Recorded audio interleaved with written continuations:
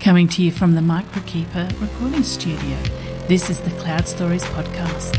Microkeeper offers expert rosters, timesheets, payroll and workforce management solutions all in the one spot. Hi, I'm Heather Smith and welcome to Cloud Stories, a podcast exploring the accounting and the business apps community. Joining me today is Darren Glanville, Country Manager at UK and EMEA. That's Europe, the Middle East and Africa. And he is Country Manager for Fathom. Darren is no stranger to the accounting profession and has had more than 20 years' experience helping accounting practices develop digital strategies and processes to derive efficiencies and profitability.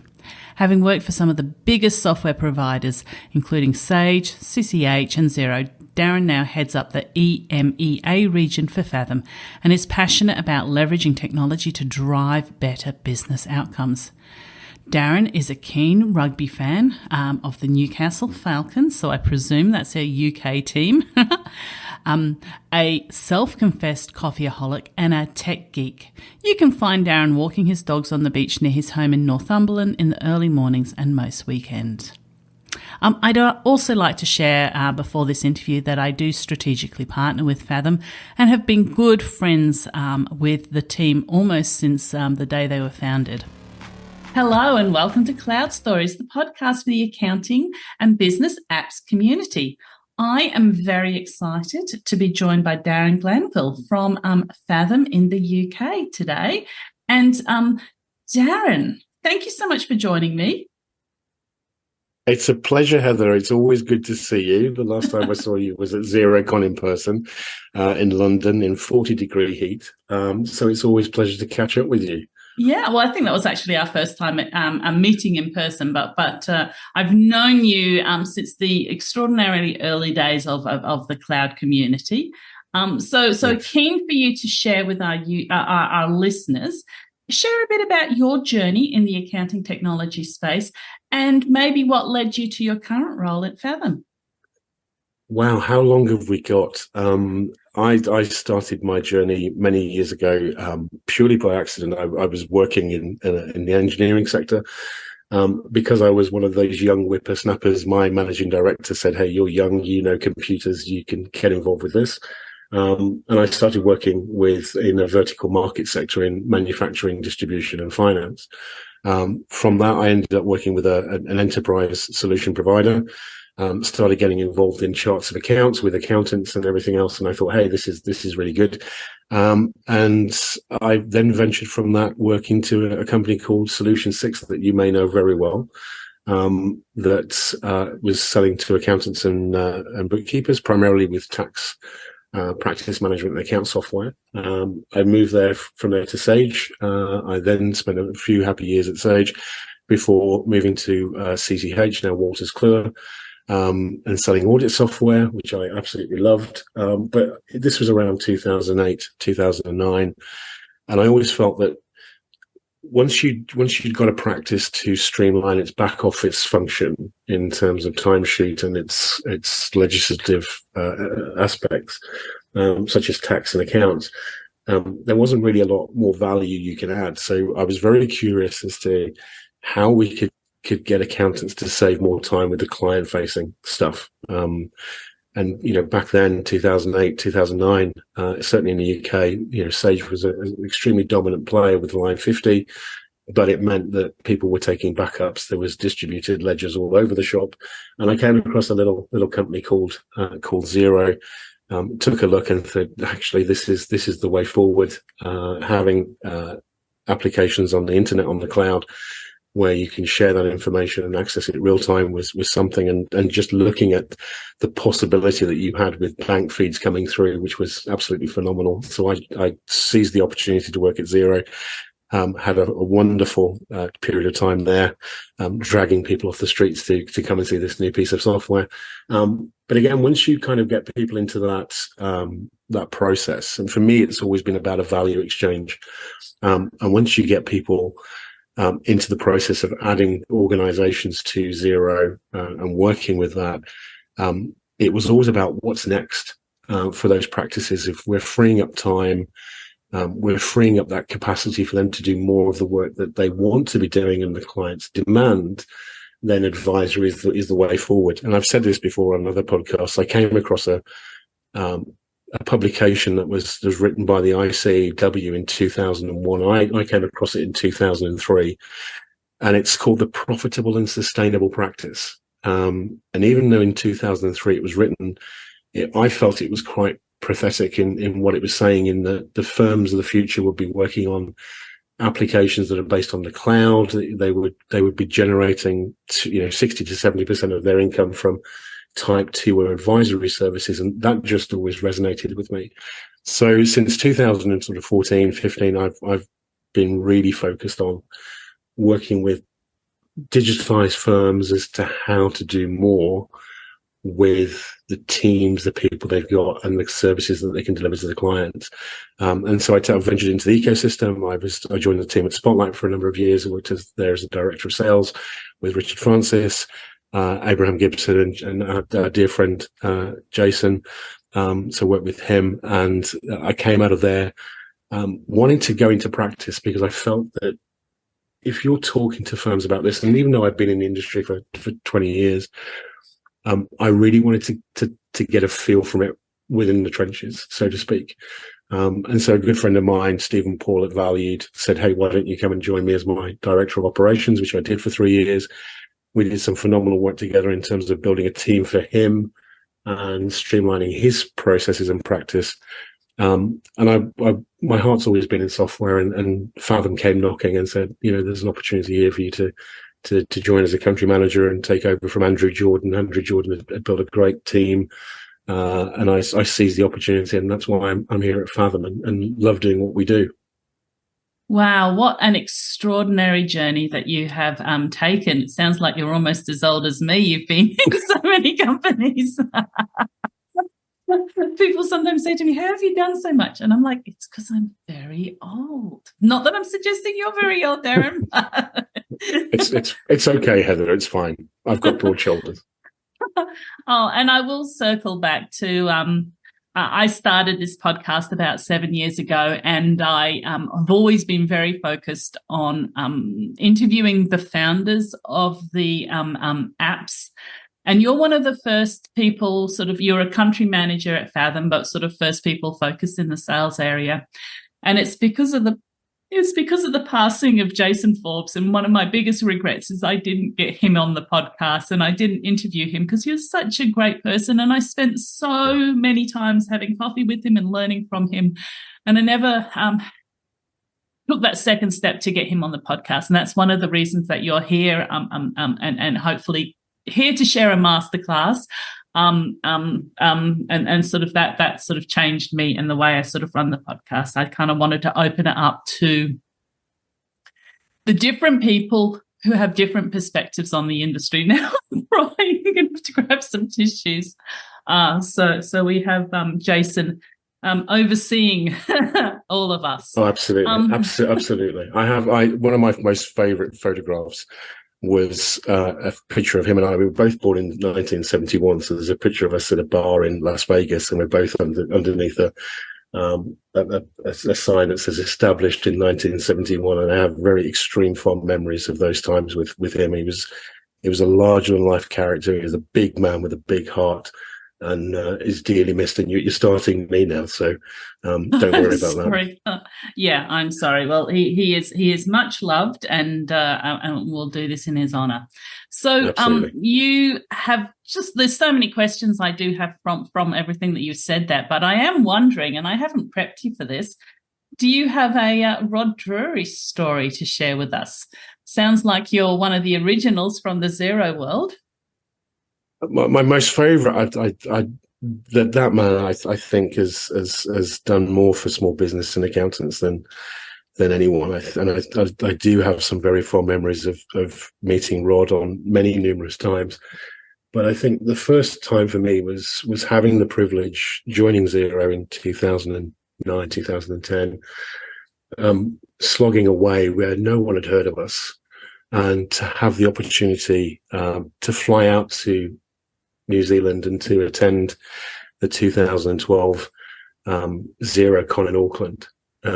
That was an amazing experience to spend, sort of a week in New Zealand with the Xero offices, have the pre-con kind of partner lunch, talk to existing partners, understand why that was. But I always remember walking in and hearing stories of Rod, and just having, the CEO come up to you and just wrap his arms around you and give you the biggest bear hug that you could. And that was just unusual. And that just, I think, set the tone for the whole organization and what we were passionate about. And I still believe to this day, what we were doing is taking people on a transformation journey. It wasn't about, it's a better ledger, it's beautiful software. It wasn't. We were saying to firms, this is where you could be. This is the different way of doing it. And yeah, I have so many fond memories, not just of Rod, but also Hamish and so many other Xeros at the time. But I always, seeing Rod and his Segway in the office was always a good thing to see. So I have lots of memories, and he always had time for you, no matter where he saw you, in which location in the world. He would always come up, give you a hug, give you a handshake, smile, and always open his house to you and say, if you're ever in the Hawke's Bay, come and stay at the house and things like that. I've never met such a more genuine person and someone who was legitimately passionate about transforming the lives of so many business owners out there. For two people who are very much focused on data-driven intel, we bought into a vision and we bought into a wave, and he pitched something that was sort of possible, but just beyond the clouds, and that excitement, I haven't seen again. And I kind of was like, okay, these are the skills that I can bring. And Rod, anything you tell me to do, I will just focus. And I didn't I never had a financial relationship there, but just always pushed in the direction that he said, what should I do now? And he's like, write a book, do this, do that. And I just would follow whatever he would say, because I knew, as you said, he was impacting small business lives. And I saw that as the greatest thing I could do. Absolutely. And I always loved it, as smart as he was. He has this ability to switch his thinking very, very quickly, and change conversations. And you've seen that firsthand. Yeah. But I think for me was just that ability to relate to everybody and always seek your thoughts and your insights. What do you think about this? It wasn't something like, hey, I've got this crazy idea and it's just the way I'm going to be. He would say to you, Heather, what do you think? Yeah. Absolutely. And completely genuinely and completely listened to you, and you always felt listened to, and throughout that journey. And I'm very grateful to be a part of it and to have that brought on that journey. Yeah, absolutely. So we may have covered this, but let me go back. You've got 20 plus years experience in the industry. How have you seen the accounting profession evolve with the advent of digital technologies? Wow, that's a big question. I think the biggest thing that's happened is in terms of digitization is APIs. I think that's revolutionized the way that accounting technologies work. For such a long time, the main providers were all talking about an integrated system. We started as best of breed, then we went to fully integrated systems, and now through APIs, we're able to have a real selection of systems, all talking a common language, all sharing the same information. That's completely transformed it. And who would have thought that, it's very different, but sort of, if we look at, what's happened in the Southern Hemisphere, you were always slightly a little bit ahead of us in terms of thinking, and a bit more connected and joined up thinking around how, well, actually, it makes absolute sense to have your bank statements coming into your accounting ledger. And, for us, having that start with HSBC and Xero over here in 2012, and then other banks picking that up, probably around 2013, 14, taking them 2 or 3 years to catch on to that, to where we are now with open banking and the way that you can just plug in your GL to your line of business application, whether that's your inventory management system or a CRM system or a payment system, is just phenomenal. I think that's the biggest change that I've seen. I think the other thing as well is just the amount of opportunity that now lies within practices. And I think this comes back to the piece we were talking about many times before around what can accountants now do with that time. Do they take on more compliance work? Do they shift the gear and service those clients in a higher way and increase those fees? And I think there's so many opportunities there now for clients. I actually think it's the best time to be an accountant, to be honest. The barriers are lower. You can set practices up. We see more and more boutique firms setting up.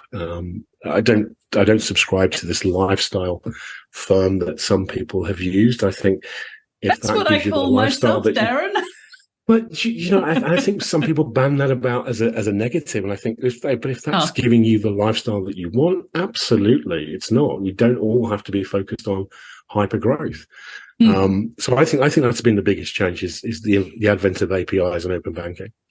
Yeah, absolutely, and I think Blake Oliver put up a post the other day. It said AI is making accounting great again. So absolutely. It's kind of like APIs, AIs, and the API thing is very much something I agree with. And did you find in the UK, APIs were around, but to me, and maybe I'm wrong, Xero was the first one that says, let's open them up, let's make them accessible. Absolutely. I think they were there. We in the enterprise space, we had EDI, electronic data interchange, and it was always there were always problems with handshaking and all of that. But open APIs were the ones that really started to change the game. And I think the other thing as well was that whole attitude towards faster cadence of development. Yeah. I think that really changed the game. We know absolutely. Traditionally, the bigger software vendors would do an update once a year, maybe twice a year, but you had development cadences of 6 to 8 weeks. Yeah. No, that's exciting. Also scary for the end user when the platform completely changes. Absolutely, but I think again we embraced MVP. That was what we had. We didn't have a fully fleshed out product. You didn't have invoice reminders. You didn't have batch coding to start with. Yeah. You just had a GL, but you knew and you trusted those developments to come down the line when, dear Craig Walker would say, "Hey, give me 3 months and it'll be there." You trusted him. Yeah, absolutely. He was phenomenal, and the rollout of tech features just from him was phenomenal. Absolutely. To circle back to your comment that Australia seemed ahead of the UK. Look, I will say this is that Australia and New Zealand, smart people, but we have much less people, and we have a simpler ecosystem to work with. We only have 4 main banks. I think New Zealand has 2 main banks, strong internet. It just meant things were able to roll out faster because there was less complexity. It was simpler. And we will take that we were first. We will take that we are smarter. But I think we had some momentum in our favour. Good choice of word. Good choice of word. I think it is, but it's. I've always said that ever since. And again, maybe it's because I've worked for a number of Southern Hemisphere based organisations like Solution 6, but we've always said in the back of our heads that Australia and New Zealand are probably around 18 months ahead in terms of their thinking. We're slightly playing catch up on that, and then there are other geos around the world that are slightly behind on that as well. But I think that gap is closing slowly, but surely. That gap is closing. The world is becoming a very smaller place. Digital commerce is making the changes and forcing that change to come through. So no, I think it's all positive, Heather. And UK actually formalised the concept of open banking ahead of Australia. Yes. But we were doing it, we just didn't formalise it. Yeah. So it is interesting. We're just kind of like running along, adopting things. We can do this. And now sort of all the security layers are coming in over the top of everything. So can I flip a question back to you? You asked me what do I think was the biggest change in the last 20 years. What do you think it is? Oh, look, the bank feeds were the secret sauce, as Hamish Edwards used to say, and I again agree with the APIs and the openness of the APIs, and I have this wonderful presentation that I used in 2010, and it's just all these beautiful keys, like these old-time keys that would unlock things, and explaining to things, these APIs, just going in there and unlocking your data. And with that, data, beautiful data, access to data, pulling all that data in, simplifying the data, one key source of data that is just flowing through the system. And with that, the data is, we're surfacing useful information, and then Fathom comes in over the top and we surface information. The hairs on my arms are standing up now. It's great to hear you say that. Well, we surface information. Now, I always say we surface data to make informed data-driven decisions. And I prefer informed decisions rather than necessarily data-driven decisions. So I'll be interested in your thoughts on that, because I think that the business owner should drive their decisions from data, but I think that they should also listen to their gut. And I think that they should trust their instincts and listen to their gut. Don't do something without looking at the data, but if the data doesn't align with what you're thinking, question it. Check it. That's kind of a big mantra of mine. So discuss. Okay. Darren, have you been keeping a tally of how many conferences you've been to? I'm now up to 9 Xero cons. I think I'm 7 Accountexes, 3 digital accountancy shows, 1 Sleater con. Ooh. So not as many as you, but I'm still holding my own. I know. I managed to get a few in last year, but yeah, absolutely. So it sounds like you have been to quite a number of conferences, and you have. I think I've also been. I think I've been to XeroCon as an employee of Xero, as a customer of Xero, and also as part of the ecosystem as well. So I've seen it from all sides. You've seen it from all perspectives. I've seen it from all sides. So yeah, absolutely. So, as a seasoned sales leader, with a unique, what are your top tips for other sales professionals in the accounting technology space? What advice do you have for young vendors looking to exhibit at XeroCon or SleaterCon or QB Connect? What works well? What doesn't? See, this is a great question. I was asked this the other day by an ex-colleague of mine who said that they were looking at just some ideas for their internal account managers, and would I just give some of my tips? And I said, the biggest tip I could give to anyone in the ecosystem now, or just embarking on that, or maybe just early in their career within the ecosystem of the vendor, is everything you do should be about a value exchange. If you're just going in trying to sell, you will come across as unauthentic. Give your customer, share insights with your customers. It's the best thing you can do. Listen to what other customers are doing, what other accountants are doing. Take best practice and share that, but communicate that you can share it. Seek permission to share that. I found that was the most valuable piece of advice that I took many years ago, and I've always worked to, is listen intently. It's not a case of saying, I'm a good listener. You need to listen. You need to take that on board. You need to ask lots of good questions, solid probing questions, understand why.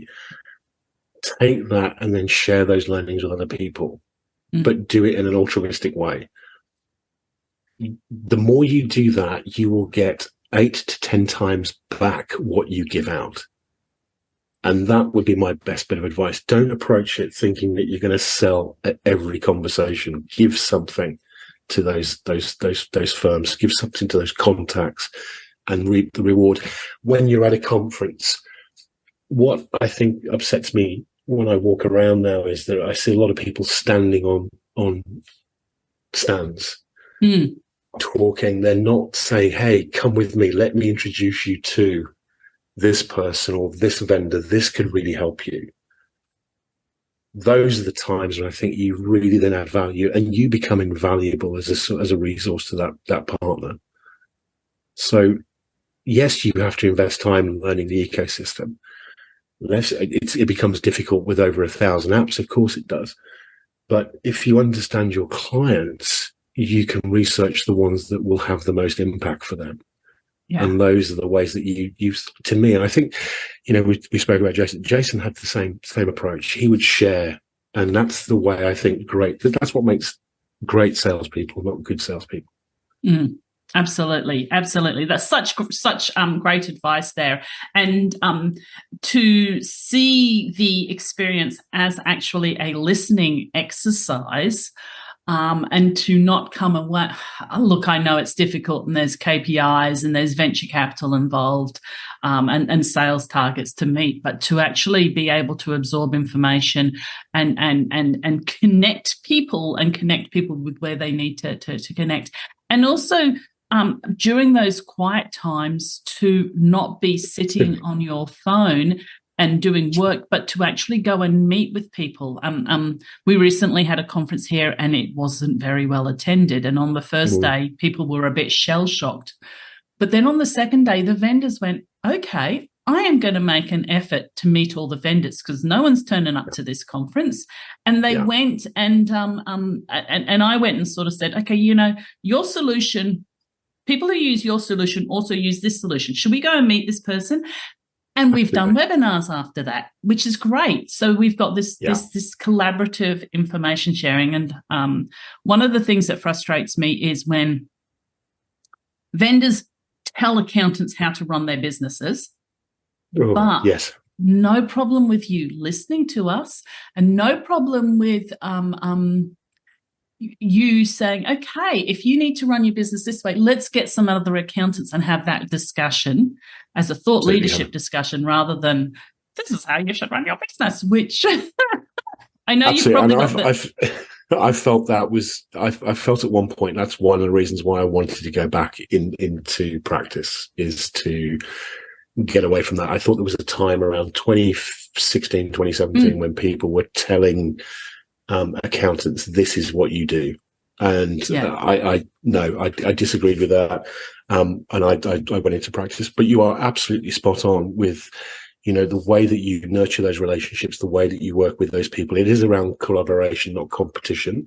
Yeah. And I think the proof of that for me is when I can, still reach out to people like Sharon Pocock, who you know extremely well. Lovely Sharon. Emma, and Sharon remembers me from being her account manager at Xero and the impact that we had in introducing. She always reminds me that I introduced her to other firms and other people, and that to me is solid proof of why you should do it that way. Yeah. And that means, again, this isn't just in the UK. You can actually do this cross geos. You can introduce people to yourself, and that's what makes the difference, and having those different perspectives. And it also makes it useful for us when you, someone like Hugh Walker, who was my receipt bank partner manager, and then he went into Ignition, and then he went here, and then he went there, and it's like these wonderful relationships that you can have and can continue having, and it's not just about sales. So that's very important. So let's talk about Fathom. Can you share with our audience? Let's give you a chance to share with our audience what Fathom does. Okay, so what is that? So Fathom is a tool. What is our purpose? Our purpose is to provide clarity and confidence to courageous business owners that are out there. That's the corporate line. If I strip that out, what is it we do? We take that accounting data that sits in your GL, Xero, QBO, and we translate it into beautiful insights through, whether you're making beautiful management reports at the end of a month or a quarter, whether you want to analyze your KPIs, you want to do some long-term strategic forecasting and planning and scenario planning. If you have consolidations that you want to produce, if you wish to rank and benchmark multi-entities, that's what we do. And I think what we often see is, well, how does Fathom differ to other people? One is, we want to make this stuff really easy to interpret. We want to give people, and I think this comes onto a much broader discussion, which is, as you were saying, they want options. A business owner wants options. If you're just presenting data, there's a beautiful model, and your listeners can look this up. It's called the DIKW model. It's the Data, Insights, Knowledge and Wisdom model. Data is everywhere. It's ubiquitous. But what it does is it's just arbitrary data points. And what we have to do is we have to add context to that data so that we can synthesize it, we can understand it. Once we start to do that, we can then start to see patterns. Once we see patterns, then we can start to gain a little bit of knowledge. Why were those patterns happening? Is it seasonal? What's going on in the business?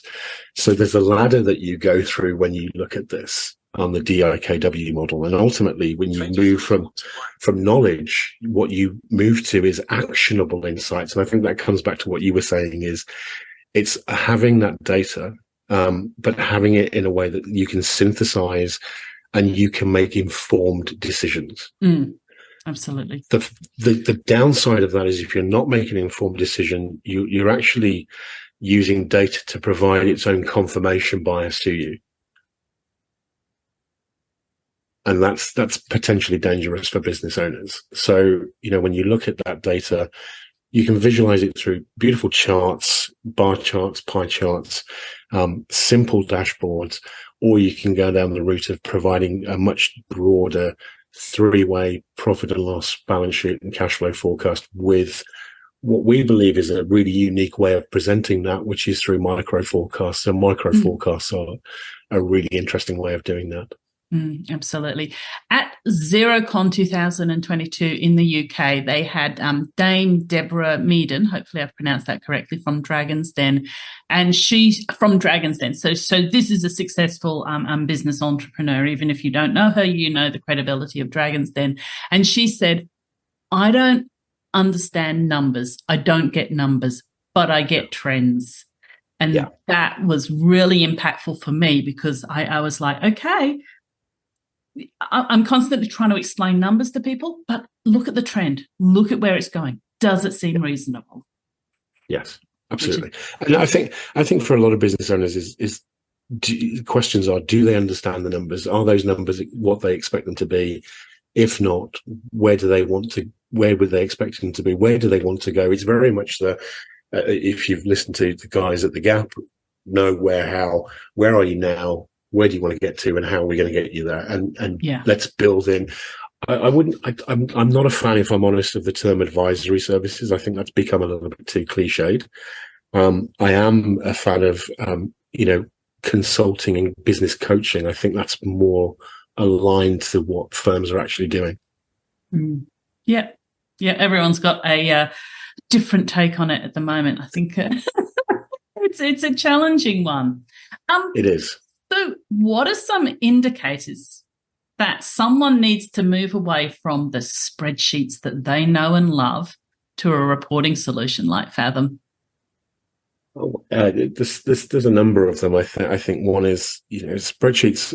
Let's say this way: spreadsheets are the cost-effective solution for everybody, because everyone's got Excel on their computers, and people think they own that, and I won't go down that route. And that it's free, but it's not. And that really it's free, absolutely. But it's the same as what we had with distributed ledgers. You've got people on different versions of a spreadsheet having input into that. You've got people inputting formulas that we know that can break very, very easily. They can be very, very complex. And what literally can take days to prepare at the end of a month and the end of a quarter, we can prepare literally within minutes. And I think that's the power of that. And you're safe in the knowledge that you don't have to worry about the formula breaking. Someone's not going to log in and delete that formula that you've created and spent days putting together. And But equally, it's not just about the formula, it's about the interpretation and being able to ask questions of your business and what's going on, and is the business driving the outcomes that I want? Whether hopefully that's with an advisor and an accountant.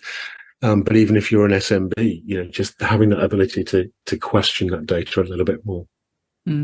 I saw a job advert the other day and it said blah, blah, blah, blah, blah. And we have a monster Excel spreadsheet that you will need to manage. Yes. Oh, no, no. As soon as we're describing them as monsters, absolutely. Key indicator. Excuse me. Yeah, absolutely. It's just, but I think this is the difference, isn't it? It's do people, I think if we look at people coming into the profession now, are they likely to join a firm that is paperless, that are using tools like Receipt Bank and HubDoc, or are they going to go to the firm that has paper piled up on the desk? Of course, they're going to choose the firm that's digital. If you say the same things about spreadsheets, oh no, I want to go to a firm that has this type of application and is using it exceptionally well. Taking over someone else's monster spreadsheet just gives me the heebie-jeebies. Do I think we'll eradicate them? No, I don't. No. But I think we will see the rise of it. It's interesting for me because I think we're in every few years we see this rise of advisory, and it creeps back into nomenclature, and people say, now's the time for advisory.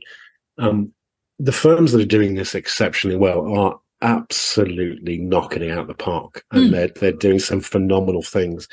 But I think you have to be at the right point. You have to be digitized because the knock-on effect is so much there. But it is interesting to see what's happening with that space, and Excel doesn't fit into it. I was doing what was called at the time business analysis on Lotus 123 in 1990. So, oh wow! I know now I've really aged myself. So I've seen the rise since 1990. Absolutely. Goodness, what is that? Absolutely. That's 30 plus years ago. And so it funny is. how they constantly go, oh, this is the newfangled thing. I'm like, I just 1, 2, 3. I was doing it on. It took me a while, but I managed it. There's so many names for it. It's advisory, it's client advisory services. I think, but I've seen it from bookkeepers as well. I think, to me, it doesn't matter whether you're an accountant or a bookkeeper. Bookkeepers, I think, are really well placed because you've heard this as well. They just go, oh, I'm just a bookkeeper. Well, actually, in a lot of businesses, you're actually the FD. You're actually the You're actually the CFO. So don't think of yourself as just a bookkeeper. The amount of leverage you have, the importance of your permission, the closeness of that relationship that you have to those business owners, you can really make a difference.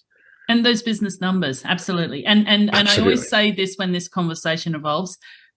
Many bookkeepers think that they're legally restricted from working in this space. I have never found a situation, I've never come across a country or a situation where you are legally restricted, okay?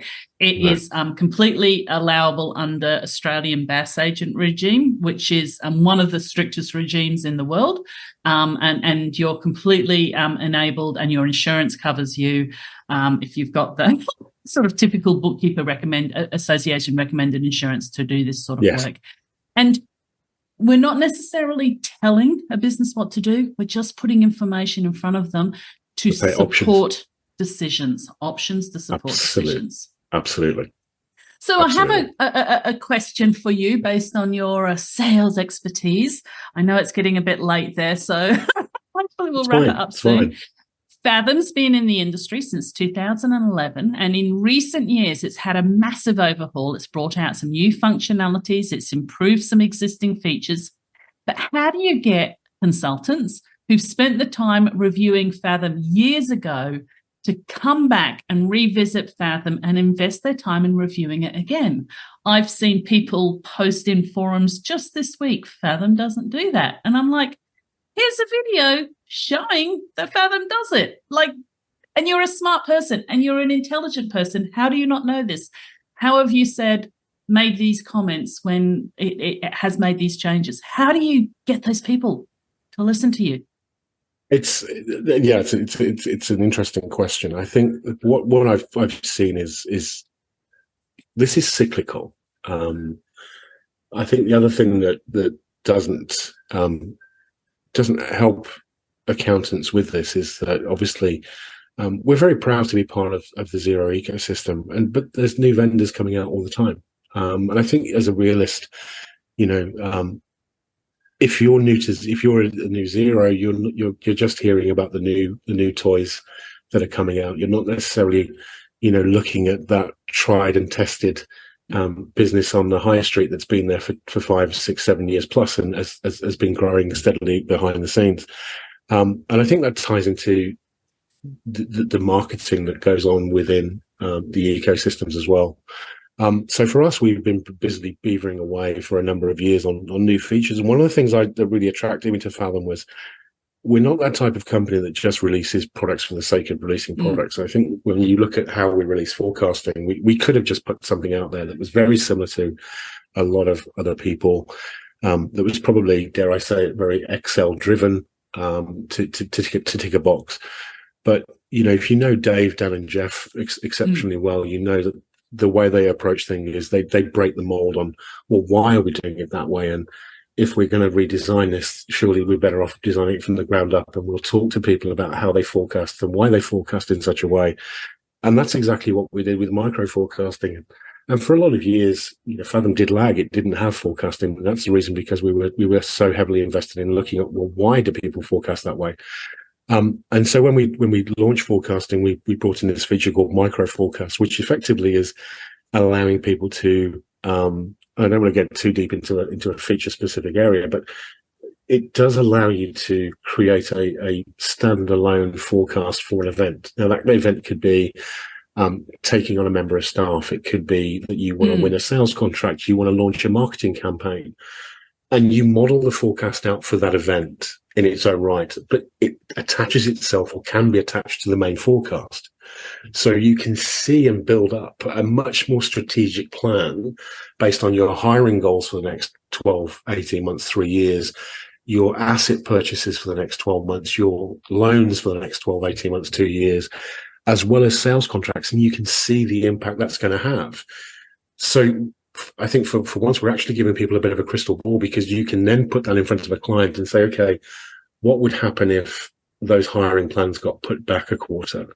And you slide these numbers back, and it spins the numbers real time, so that the business owner actually physically sees, wow, that's the impact that's going to have. That could be good, or it could be bad. You can then combine those into scenarios. So this is really, I think, forecasting isn't just about looking at invoice dates and saying, actually, when the cash is coming in. I'm not dismissing that. That's really important. But I think what the pandemic has shown people is that things can happen literally overnight and change your plans. What you can do with scenario planning is really build that out and be aware of what those impacts can be for you, so you're much more prepared for them, whether that's a good or a bad scenario.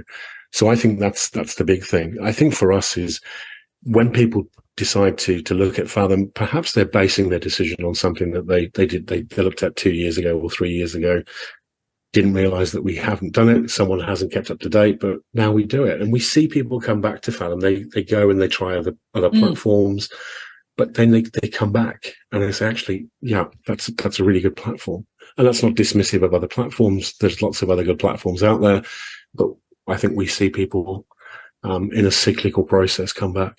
Yeah, it is a challenge. Maybe we should start a side hustle, which is sparkly unicorn reports, and we just change the colors and we release it, and we not tell them that it's actually Fathom, like Coke original recipe, Coke new recipe.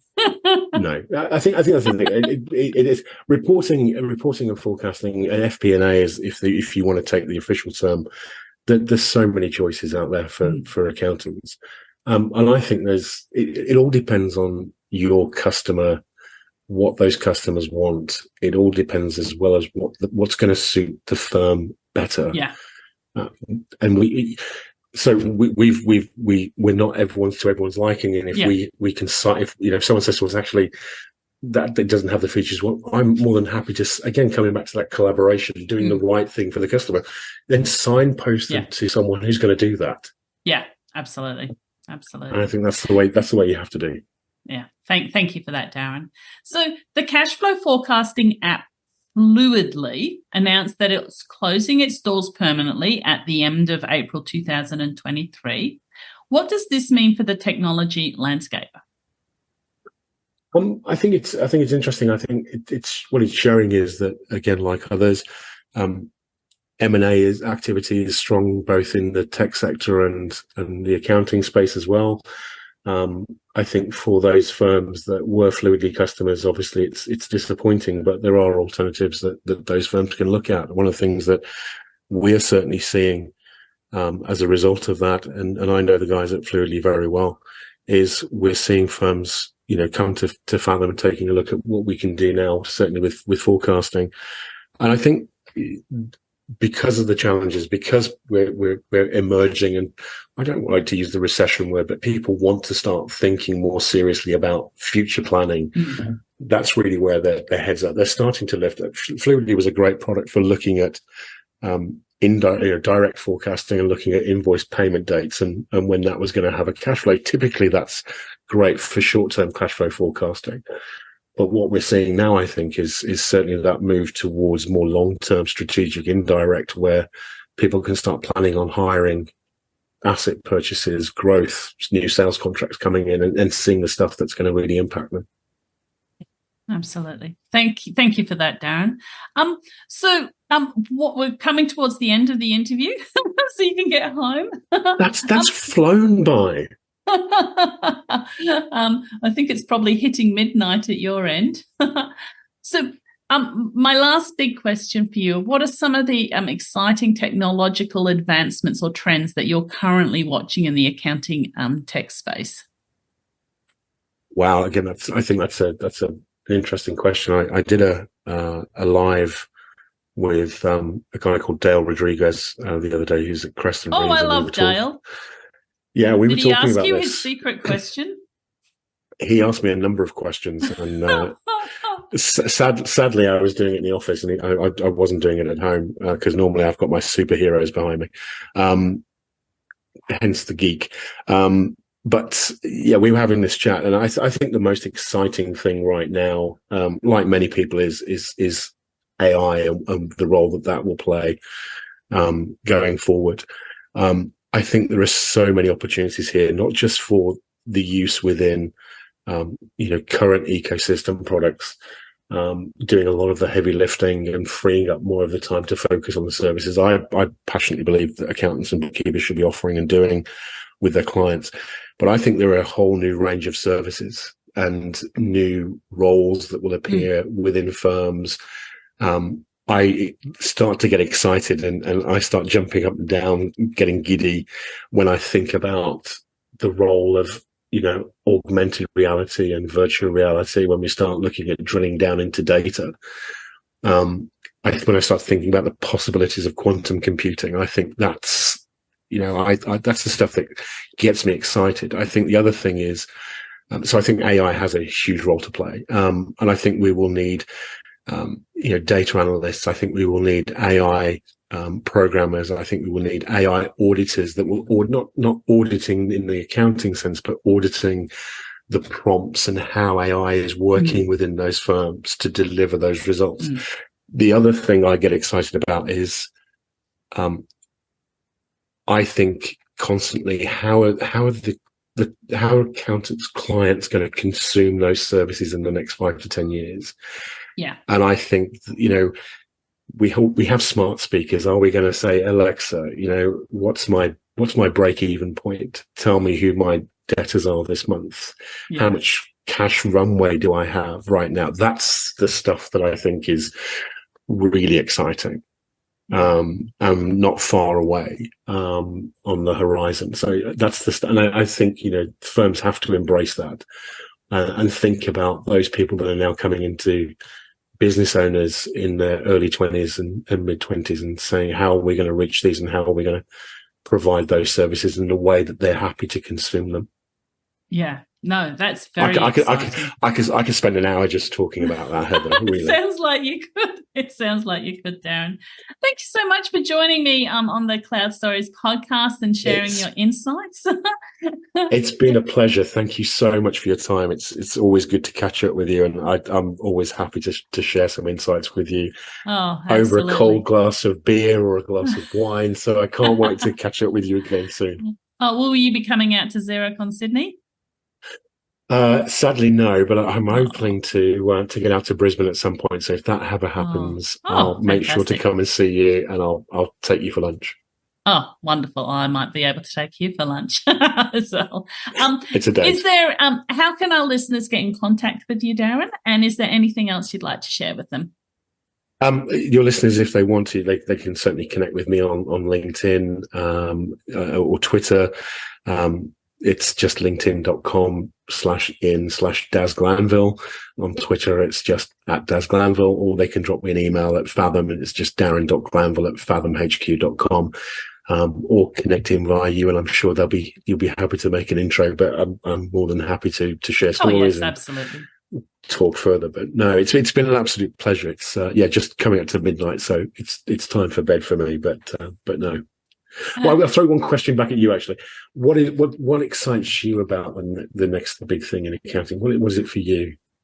Well, at the moment, I'm exploring how I'm a very practical person in terms of what is actually here, what's right now, and exploring how ChatGPT can help practices. I'm finding quite exciting in delving into it, getting it to work better for me, finding out how other people are using it. I'm finding that some people are putting stuff up there that doesn't actually work because I'm testing it and it doesn't actually work. Yeah. But then I'm doing some stuff in it and going, oh, this is working for me. This is not working for me. I'm sitting with it as a personal assistant on my desk and not using it to write something and post it up there, but using it to brainstorm with. That's quite exciting. Same. And even within the even if we talk back to Fathom, this is the information I've got out in Fathom. How should I broach this conversation with my client? And it gives you some real key pointers in this trend has happened here, this trend has happened here. Now, an experienced analyst would spot that quickly, okay? Yeah. But if you're not so experienced, or if you're training someone, it helps them on that journey, and that's what's interesting. So if you're very experienced at it, it's not going to help you. But if I'm not a proofreader, but it helps me proofread. No, I'm very similar. I use it as a personal assistant, and so maybe we should start a prompt club. That's what we should do. Yeah. Well, we should have a ChatGPT webinar for Fathom users. How about that? There you go. We can do that. We'll do that. To you. Heather, it's been a pleasure. Thank you so much for your time. Thank you so much, Darren. I hope you liked listening to that interview with Darren Glanville, Country Manager at UK and EMEA at Fathom. You've been listening to the Cloud Stories podcast. If you enjoyed this interview, I encourage you to subscribe, leave a 5-star review so other people can find the podcast. Stay up to date with the curated content about the ecosystem space by signing up to the Accountant Apps newsletter available at heathersmithau.com. And I encourage you to connect with me on LinkedIn, and I suggest you join the Xero Mastermind group on Facebook for advanced conversations around the ecosystem. I'm Heather Smith, and you've been listening to the Cloud Stories podcast.